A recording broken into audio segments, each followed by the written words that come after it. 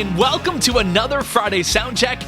We've got a packed week of new releases, big albums, some serious young gun talent, and a brand new edition of On This Day at the End, so stick around for that.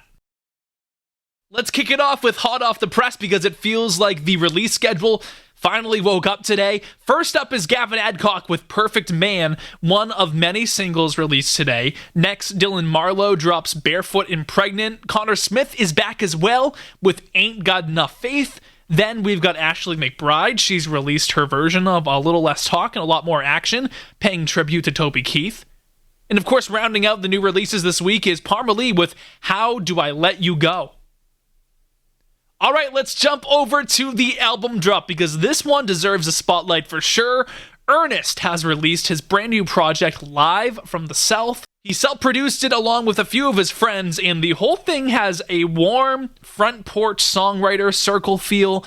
The lead track, Blessed, is just one of 7 songs here, and the whole project leans into everything people love about Ernest, his honest writing, his easy groove, and a real appreciation for where he came from.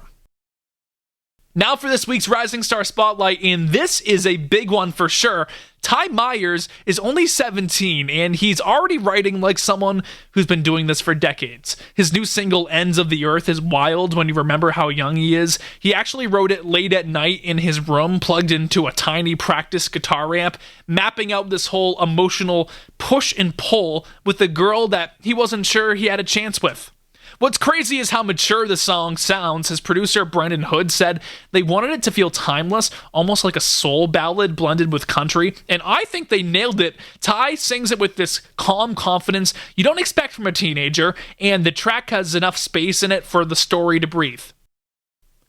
For On Your Radar, let's talk about Morgan Wallen's 20 Cigarettes. This one is climbing towards the top 15 very quickly. The whole thing has a very Morgan feel. It's very cinematic, has like a late night energy. The song has grown into a fan favorite for sure.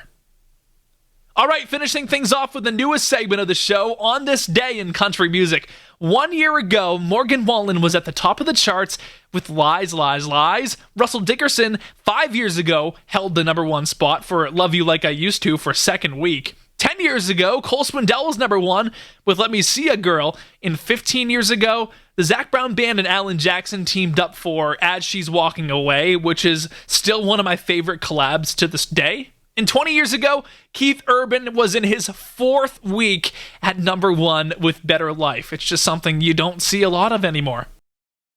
And that's your sound check for the week. Thank you for hanging out with me every Friday. And of course, I'll see you back here next Friday for another Friday Sound Check.